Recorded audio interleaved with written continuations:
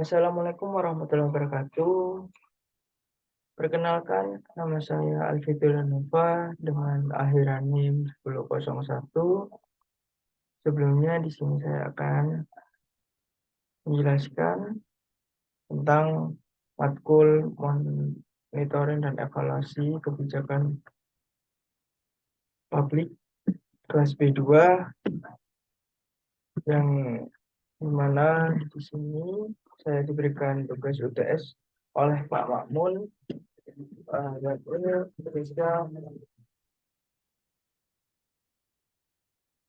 Yang pertama, saya akan menjelaskan tentang latar belakang program yang telah saya ambil, yakni adalah program sampah plastik yang ada di Kabupaten Lumajang yang tercantum dalam Pergub nomor 56 tahun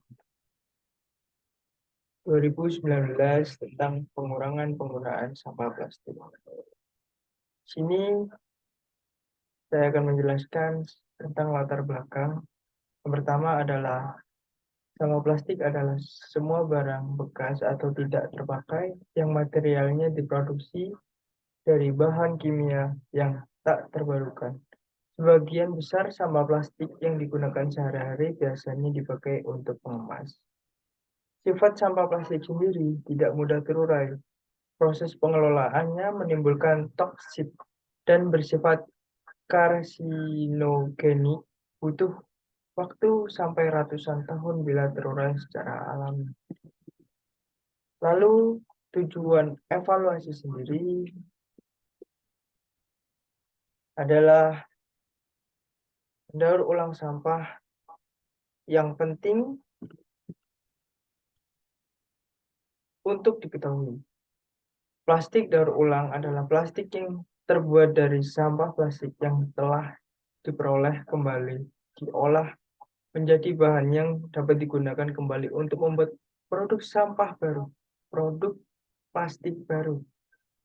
Dalam istilah yang paling sederhana, ketika plastik didaur ulang, barang-barang dari plastik dikumpulkan, disortir, dibersihkan, diparut, dipisahkan menjadi beberapa jenis. Kemudian dileburkan dan dikompres menjadi pelet plastik. Pelet plastik tersebut kemudian digunakan untuk membuat barang plastik yang baru. Jenis pendekatan yang saya ambil untuk kasus ini adalah pendekatan evaluasi.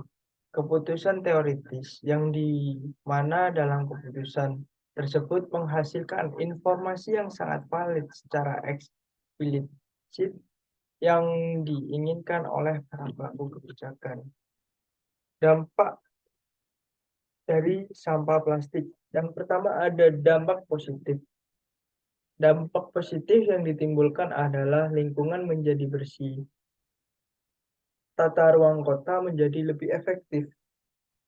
Dan yang ketiga, sampah plastik pastinya berkurang di Kabupaten Lumajang. Banyak contoh yang sekarang telah dilaksanakan oleh pemerintah Kabupaten Lumajang dengan tidak memperbolehkan supermarket untuk menggunakan sampah plastik sebagai kemasan untuk wadah dibawa pulang. Lalu yang kedua ada dampak negatif. Dampak negatif adalah masyarakat kesusahan dalam membawa barang.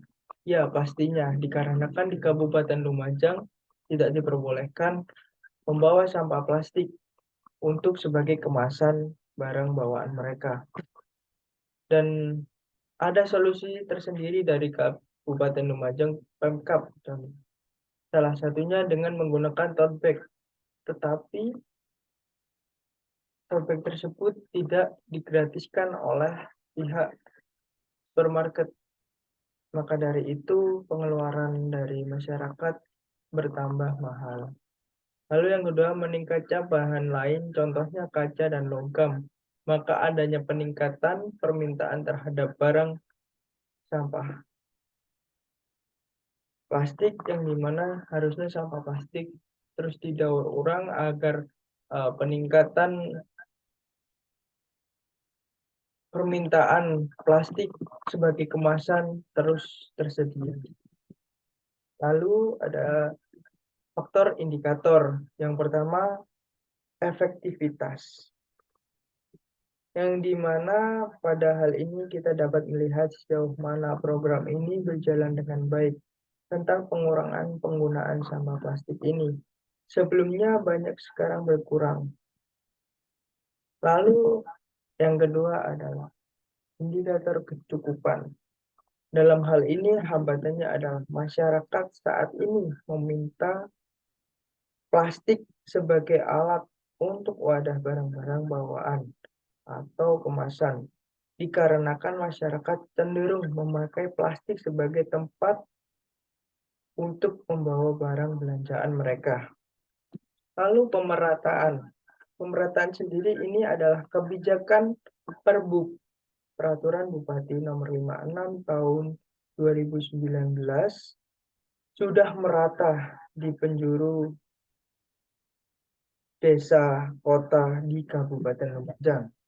Responsif sendiri masyarakat Lumajang sangat merespon cukup baik dikarenakan masyarakat Lumajang sudah menyadari bahwa bahayanya sampah plastik yang ditimbulkan akibat limbah-limbah plastik yang ada di Kabupaten Lumajang. Lalu ketepatan. Ketepatan sendiri menurut saya kebijakan ini memang sudah tepat untuk dilaksanakan dikarenakan ditinjau bahwa banyaknya peningkatan sampah plastik yang ada di Kabupaten Lumajang yang sekarang sudah sangat-sangat meningkat dari tahun 2019 sampai tahun 2023 yang hingga peningkatannya 12% dari tahun 2019 yang perharinya bisa sampai 24 truk sampah atau sekitar 15 ton per hari. Alternatif yang pertama. Alternatif yang dapat saya ambil adalah pemerintah melakukan kerjasama dengan pihak swasta, dengan perusahaan kemasan atau perusahaan plastik, pabrik plastik contohnya, dengan melakukan pendaur ulangan sampah plastik. Yang kedua adalah regulasi yang diperketat. Yang ketiga adalah pemerintah membantu bantuan tas kepada masyarakat.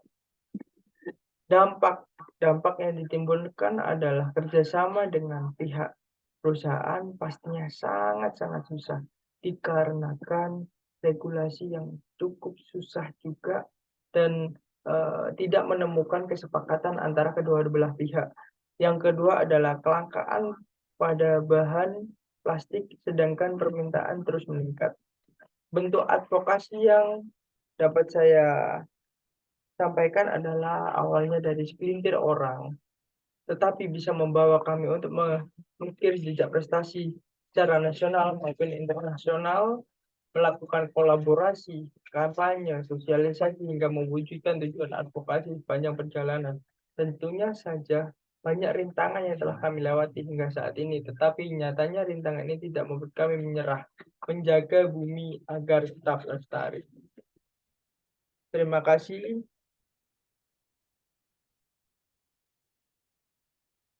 Sekian presentasi dari saya. Kurang lebihnya mohon maaf. Wassalamualaikum warahmatullahi wabarakatuh.